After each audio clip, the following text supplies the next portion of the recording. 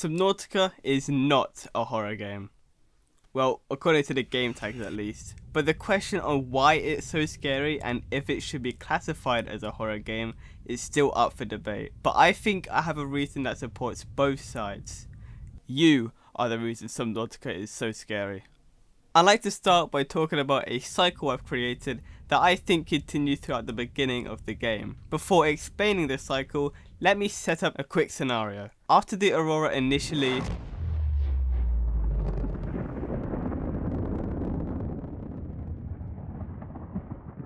there's a clear indication that it's important and it's meant to be travelled to.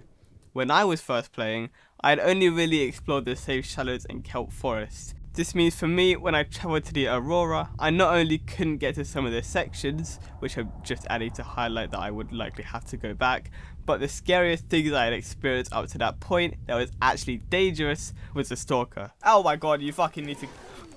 And I say dangerous because for some reason I was terrified of the reefbacks. Big guy, yeah? But jumping from the stalker to the Reaper Leviathan is like going from 5 to 100 instantly. This process of a player going from the safest biome to one of the scariest and most dangerous biomes that also holds objectively the scariest monster in the game starts to break some form of trust that could have existed with the game before moving to the Aurora. This then can create a cycle that starts with going to a scary area after being completely safe in a previous area, getting terrified in that scary area, leaving that area and going to a new area while thinking you'll get scared, not getting scared, thinking you're safe, and then going right back to the start of the cycle. If we continue with this example of me, after I got terrified by the Aurora, I was hesitant to go back to the grassy plateaus, which was then completely safe. Another area where this cycle is present is with the life pods, and while this is way more dependent on how they show up and when, they normally start to show up in safe areas like with life pod 3, which shows up in the kelp forests, but then they could appear somewhere like right next to the Aurora with life pod 4, or right outside other dangerous places like how life pod 17 was outside the jelly shroom cave. The cycle I've been talking about is a big way the game forces the player to expect different things to what is actually present from where the player is in the game. However, this cycle is very flimsy in some situations, which I'll explain in more detail much later. Skipping the story to when the player needs to explore the Lost River, I personally think the cycle slows down to nearly a complete stop, especially with how normally there are multiple trips from the surface to the Lost River and further down. I also think this is where the horror starts to slow down as well, as the monsters experience going up and down don't change unless you go a different way, meaning the player could have already got used to the enemies or could start to get used to them. There are 4 different entrances to the Lost River and 2 different enemies which are each unique to half of their entrances. These entrances are the Lost River Corridor, which is found in the Blood Kelp Trench, the Ghost Canyon, which is found in the Deep Grand Reef, the Ghost Forest, which is found in the Northern Blood Kelp Zone, and lastly the Mountains Corridor, which is found at the border between the mountains and the Bulb Zone. The first 2 have the crab squid as their biggest issue, which can be very annoying and difficult to deal with, especially if you're using any vehicles. The other 2, however, have the juvenile ghost leviathan to deal with. And researching this is the first time I knew there was a difference between entrances, because when I was playing, I willingly chose to go to the Ghost Forest in the Northern Blood Kelp Zone, and looking back now, that seems to be the wrong choice. But there are a couple points with that I want to bring up later to do with the cycle. How you get to the Lost River is really up to the player and depends on what piques their interest, which helps me move on to my second point of curiosity. While the Lost River is a good example of this, it's mandatory to continue the story. However, this isn't the case for the 2 biomes I want to talk about. The first of which is the dunes. The dunes is probably the 3rd most dangerous biome after the crash zone and the other biome I want to talk about. But the dunes has no real amazing reasons to explore it. It has no destroyed life pods, no unique fragments that you can't get anywhere else, and a few data boxes that you can still find in other places. Following this, I feel like any initial exploration is 9 times out of 10 because of curiosity, with the other one being because of knowledge from the wiki. To give even more proof, in other most dangerous areas, you'll most likely get something like sandstone or shell outcrops.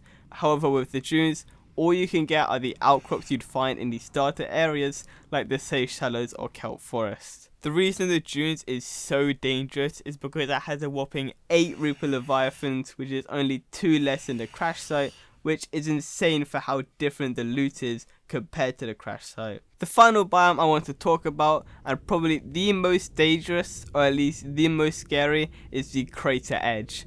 This biome is used as the border of out of bounds, blocking the player from going anywhere else, and there's literally nothing, meaning no one is going to accidentally stumble upon it, or at least it's very unlikely they do. Regarding curiosity and these biomes, I feel like Subnautica knew people would get curious and go here, mostly with the dunes, but also the crater edge.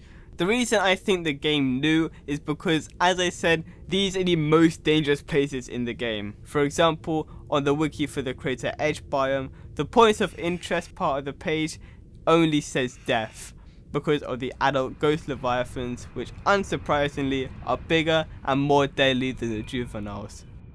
Even if the normal player didn't know about the dangers, they're still warned by the PDA in both biomes with detecting multiple Leviathan class life forms in the region. Are you certain whatever you're doing is worth it?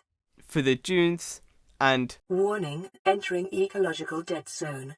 Adding report to databank. For the crater edge. But curiosity is most likely responsible for anyone who chooses to travel into these biomes.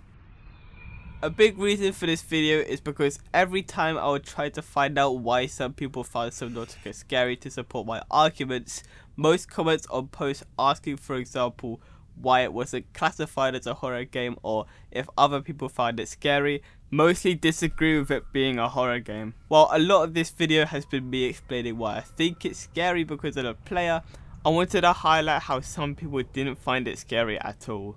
Now let me quickly highlight why I think people don't find it scary.